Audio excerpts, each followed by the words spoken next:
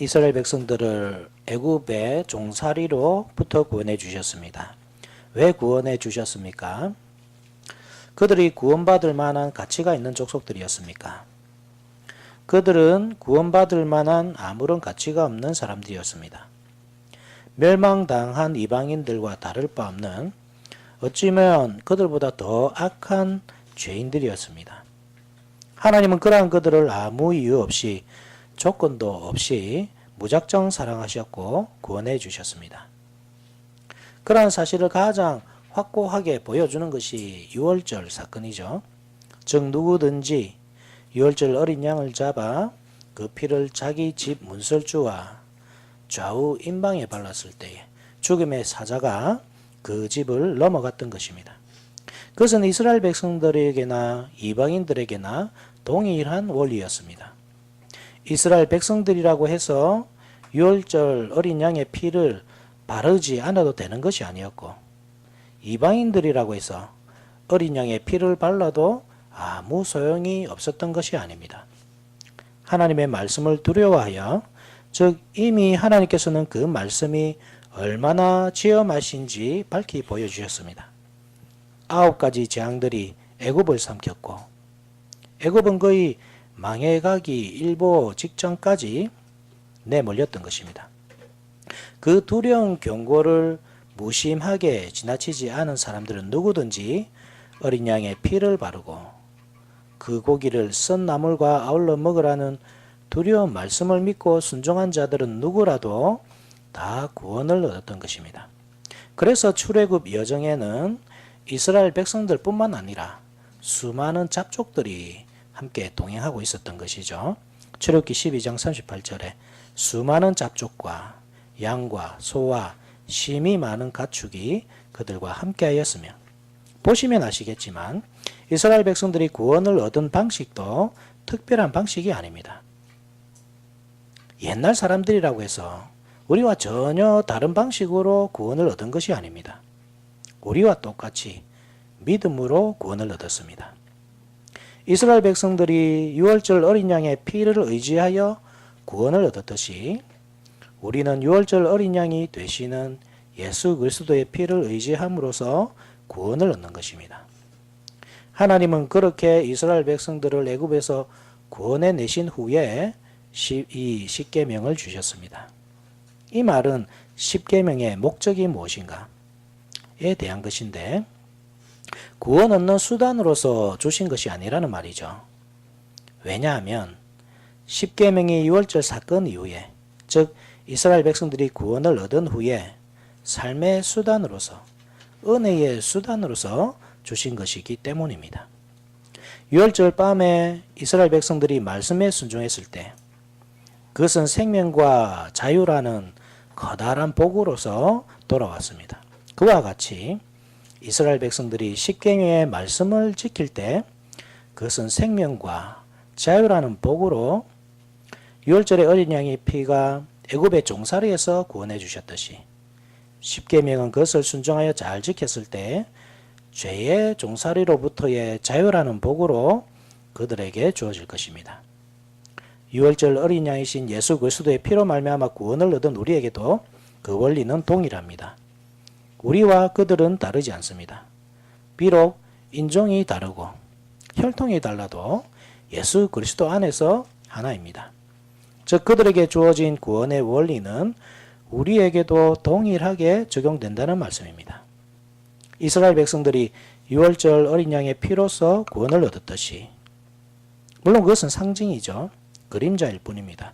실체는 예수 그리스도이십니다. 세례 요한이 예수님을 향해 보라 세상 죄를 지고 가는 하나님의 어린 양이로다 할 때에는 그런 의미가 있는 것입니다. 유월절 어린 양이시라는 것입니다. 우리는 유월절 어린 양, 그림자를 보는 것이 아니라 예수 그리스도, 실체를 보고 믿음으로써 구원을 얻었습니다. 즉 우리는 이미 구원을 얻었습니다. 그러면 왜 십계명이 필요합니까? 구원받은 자의 삶이 바로 십계명이기 때문입니다. 즉 십계명을 지켜 행할 때 우리는 자유를 누리게 됩니다. 바로 죄에서부터 자유를 누리게 됩니다.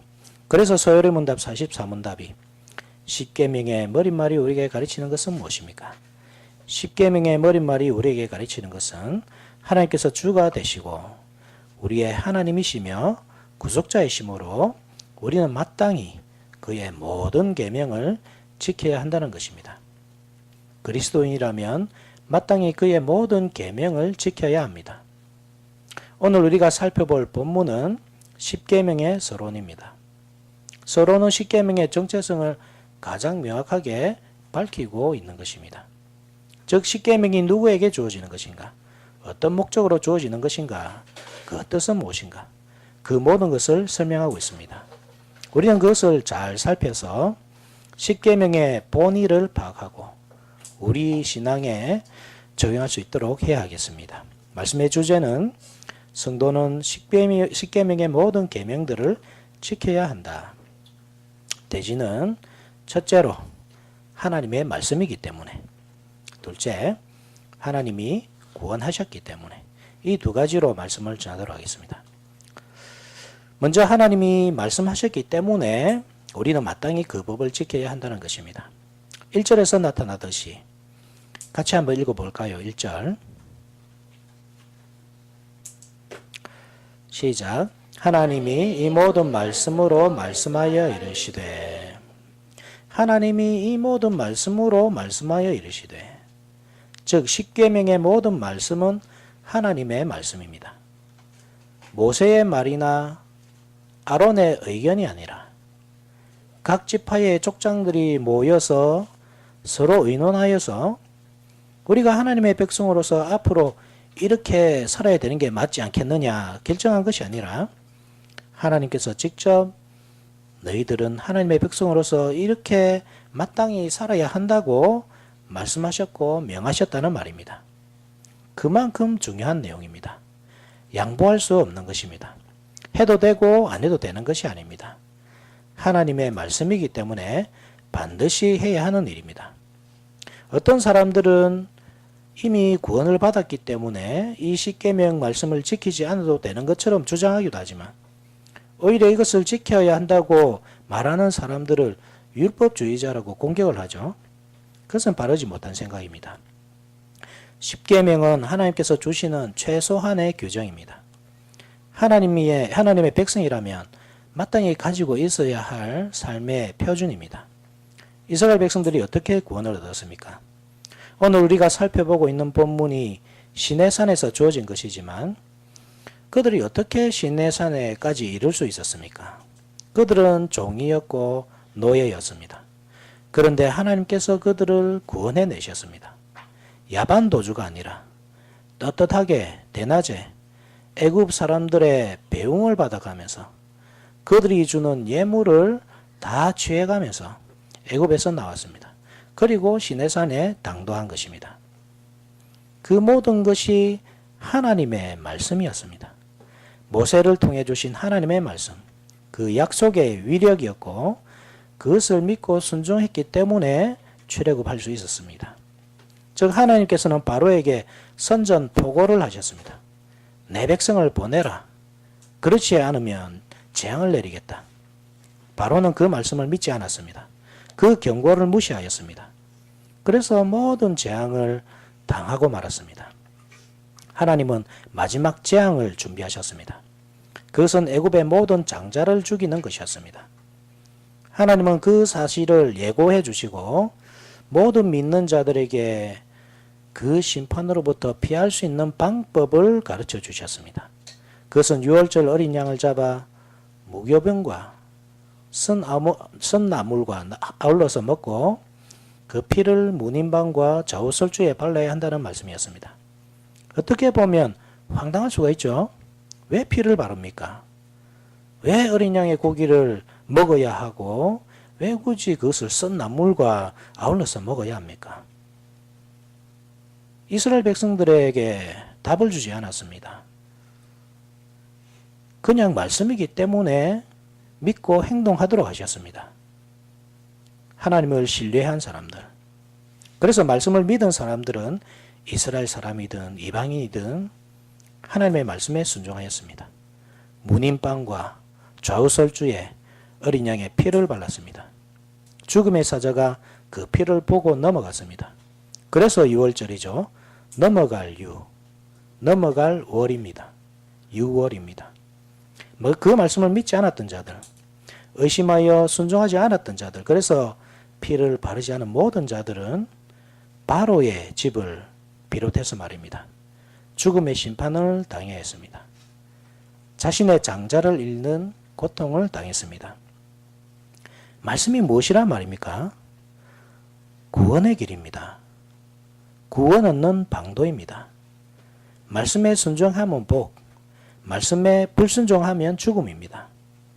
하나님의 경고의 말씀을 듣고 순종한 이스라엘은 애굽에서 구원을 얻었고, 하나님의 경고의 말씀을 듣고 무시한 바로는 국가의 근간이 흔들리던 모든 저주들과 함께 장자가 주는 고통을 당해야 했습니다. 그러한 의미로 말씀을 주시는 것입니다. 시내산 아래에서 너희들이 이미 경험하였듯이 말씀은 생명이고 복이다. 너희들이 말씀을 듣고 순종하면, 즉 십계명을 듣고 순종하면 생명의 길이 너희 앞에 펼쳐질 것이다. 비록 너희 조상 아담과 하와의 죄로 말미암아 모두가 죽음의 저주 아래에 놓여 있지만, 그래서 죽음을 피할 자는 아무도 없고 주자가 모든 집에 임할 것이지만, 말씀을 듣고 순종하는 자들은 생명의 길을 걷게 될 것이다 하는 사실을 보여주는 것입니다. 반대로 그렇지 않게 될 때 저주와 심판입니다. 죽음입니다. 애굽의 바로는 하나님의 말씀을 무서워하지 않았습니다. 모세가 하나님의 명령을 전달하였을 때 도대체 여호와가 누구냐고 반문하였습니다. 그는 하나님의 말씀이 얼마나 무거운지, 한번 바라신 말씀은 반드시 그대로 실행된다는 사실을 알지 못했습니다. 그래서 10가지 재앙의 고통을 다 당하고 말았습니다. 말씀의 무서움을 직접 경험한 후에야 모세에게 우리에게 축복하라고 애원하였습니다. 출애굽기 12장 32절이죠. 너희가 말한 대로 너희 양과 너희 소도 몰아가고 나를 위하여 축복하라 하며, 말씀의 두려움을, 모든 저주를 겪은 후에야 알게 되었던 것입니다. 이 모든 역사 후에 또다시 말씀이 주어집니다. 이번에는 이스라엘 백성들에게 주십니다.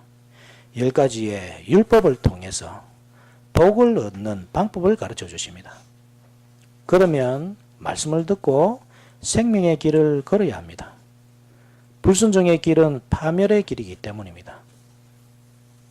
이미 경험하고서도 어리석게 불순종의 길을 간다면 그 사람에게는 파멸만 있을 것입니다. 그러면 이렇게 반문할 수도 있겠죠. 분명히 유월절 어린 양의 피가 구원 얻는 방편이고, 오늘날로 따지면 예수 그리스도의 피를 믿음으로써 구원을 얻은 것이고, 십계명은 구원받은 것에 대한 반응으로서 주시는 것이라는 말입니다. 그러면 십계명을 지키지 않는다고 해서 큰 문제가 되는가? 이미 구원을 얻은 사람들인데 십계명이 무슨 큰 의미가 있는가 생각할 수도 있을 것입니다. 분명히 알아야 할 것은 십계명은 불신자들에게 주는 말씀이 아닙니다. 절대 불신자들이 지킬 수 없는 것입니다.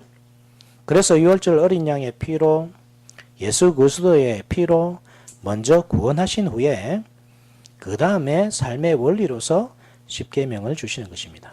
즉 구원이 먼저고, 그 후에 구원받은 후에 주어지는 것이 십계명입니다.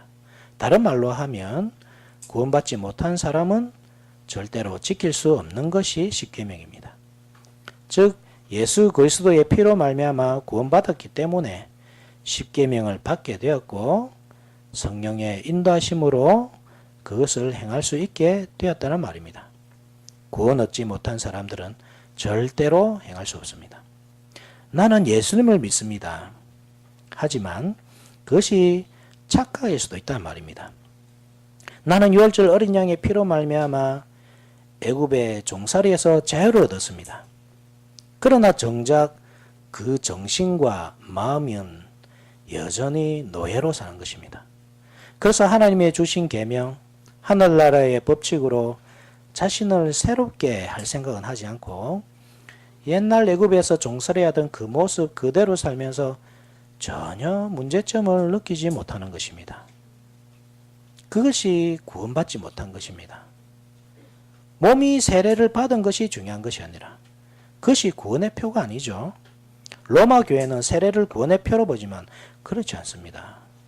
그렇게 드러나는 표가 중요한 것이 아니고, 즉 몸만 교회에 출석하는 것이 중요한 것이 아니고 정신과 마음이 죄로부터 멀리 떠나 자유롭게 되어 있어야 하는 것입니다. 말씀을 통해 죄로부터의 자유를 누리며 살아야 합니다. 죄가 내 삶을 주장하지 못하게 해야 합니다. 그래야 구원받은 백성이란 말입니다.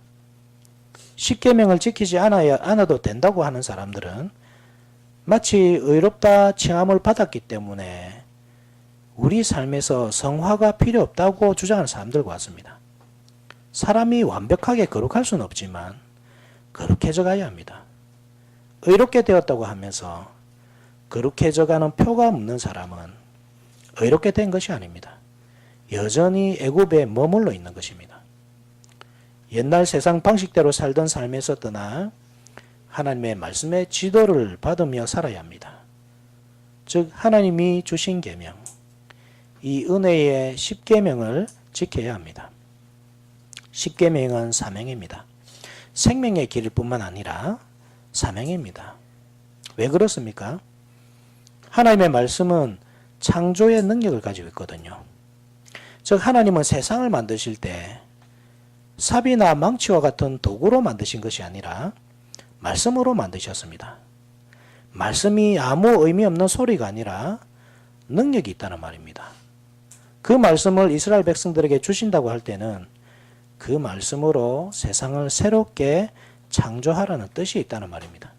그렇기 때문에 십계명을 주시고 그것을 지켜 행하라고 하는 것은 세상을 새롭게 창조해라, 죄로 타락한 세상을 새롭게 일으켜 세워라 하는 뜻이 있는 것입니다. 십계명은 출애굽 후에 주어진 것이지만 동시에 가나안 땅에 들어가기 직전에 주어진 것이기도 합니다. 즉 애굽의 문화와 가르침을 버리고 하나님의 가르침을 따라 살라는 뜻으로 십계명을 주신 것이기도 하지만 가나안 땅에 들어갔을 때 가나안의 문화나 종교의 영향을 받지 말고 어떻게 살아야 하는가를 가르쳐 주는 것 또한 십계명이라는 말입니다.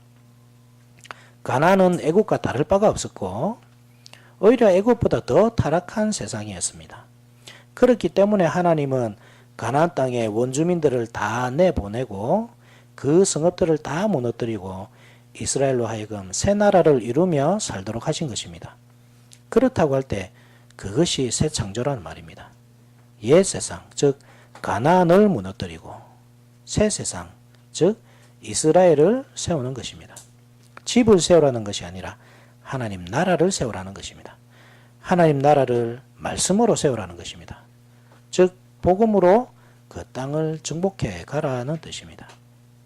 이 원리는 예수 그리스도의 피로 말미암아 구속받은 우리에게도 동일한 것입니다. 우리는 유월절 어린 양의 실체가 되시는 예수 그리스도의 피로 구속함을 받았습니다. 오순절 성령 강림으로 말미암아 하나님의 말씀이 우리 심령에 새겨졌습니다. 우리는 그 말씀을 가지고 살아야 합니다. 그래서 죄로 물든 이 세상을 새롭게 만들어 가야 합니다. 우리가 주일마다 말씀을 듣는 것이 그 목적이죠. 지적 만족감을 충족시키기 위해서 말씀을 듣는 것이 아니라 그 말씀으로 살아가기 위해서 듣는 것입니다. 우리가 말씀을 듣고 살아갈 때에 그곳에 변화가 일어나고 새 창조가 일어날 것입니다. 하나님 나라가 세워질 것입니다. 따라서 우리는 예수 그리스도의 피로 구속함을 받은 백성으로서 십계명의 말씀을 다 지켜 행해야 하겠습니다. 서리문답 44문답이 가르쳐 주는 것과 같이 십계명의 머릿말이 우리에게 가르치는 것은 하나님께서 주가 되시고 우리의 하나님이시며 구속자이시므로 우리는 마땅히 그의 모든 계명을 지켜야 한다는 것입니다. 그것은 생명의 길입니다. 생명의 십계명을 따라설 때 생명이 있습니다. 동시에 그것은 사명입니다. 말씀에 순종하며 살 때 우리의 삶은 세상의 빛으로 드러날 것이고 소금의 역할로서 이 세상을 변화시켜가는 역할을 하게 될 것입니다. 그렇기 때문에 우리는 십계명의 모든 계명을 지키며 살아야 하는 것입니다. 두 번째로 하나님이 우리를 구속하셔 십계명을 지켜야 한다는 사실입니다. 2절을 같이 한번 읽어볼까요? 2절 시작. 나는 너를 애굽 땅 종되어 하여 내 하나님 여호와니라.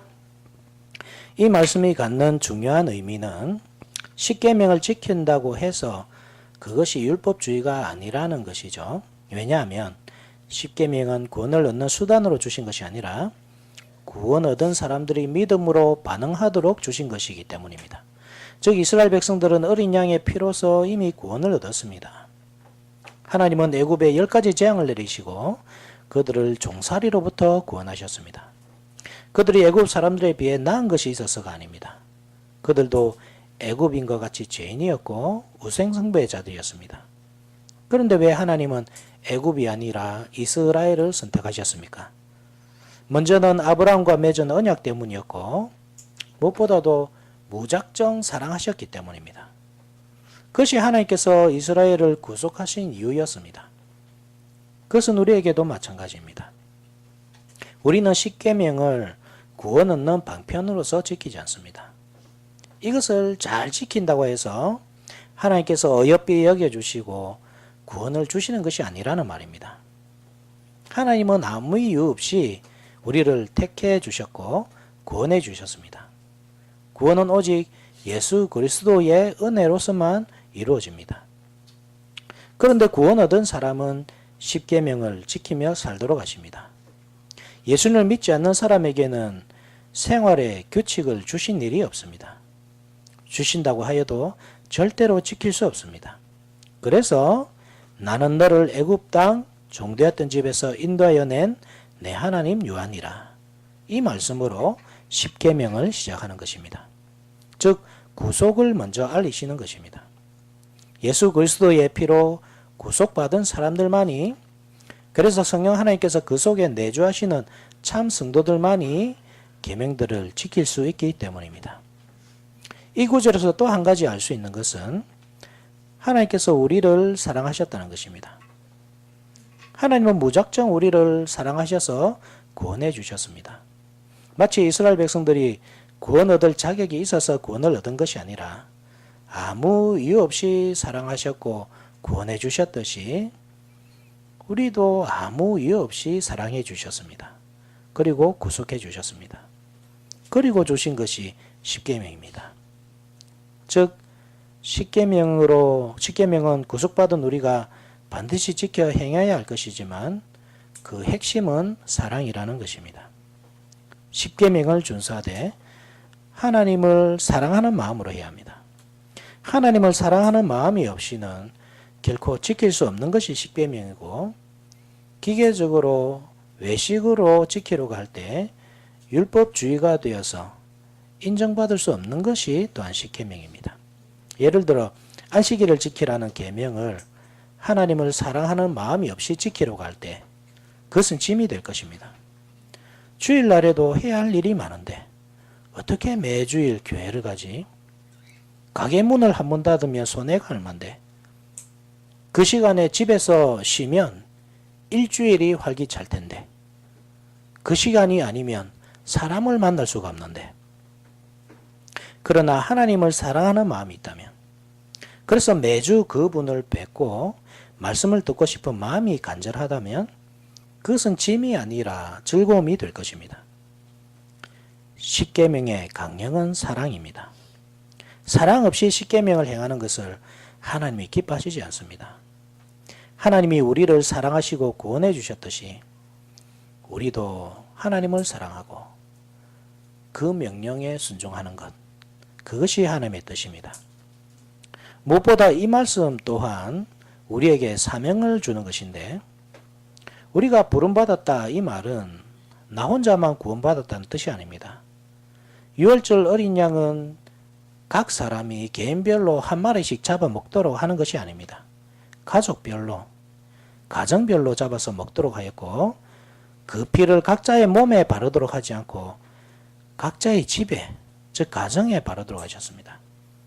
그렇게 애굽에서 구원해 주셨다는 말입니다. 십계명을 주시면서 이러한 역사적 사건을 언급하시는 것은, 즉 나는 너를 애굽 땅 종되었던 집에서 인도해낸 내 하나님 여호와니라, 이렇게 시작하시는 것은 이 말씀이 지킬 힘이 있는 어른들뿐만 아니라 철없는 어린아이들도 지켜야 하고, 따라서 어른들은 말씀을 이해할 수 없는 어린이들을 잘 지도해야 할 것을 말씀하는 것입니다.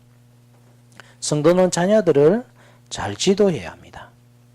어린아이들이 어릴 때부터 하나님을 사랑하고 계명을 준수하며 살도록 가르쳐야 합니다. 그것은 1차적으로 부모의 역할입니다. 부모는 단순히 돈을 벌어서 아이들을 먹여 살리는 수준으로 그 역할을 감당하려 해서는 안 됩니다. 아이들이 신앙으로 자라도록, 하나님의 백성으로 자랄 수 있도록 말씀으로 지도해야 합니다.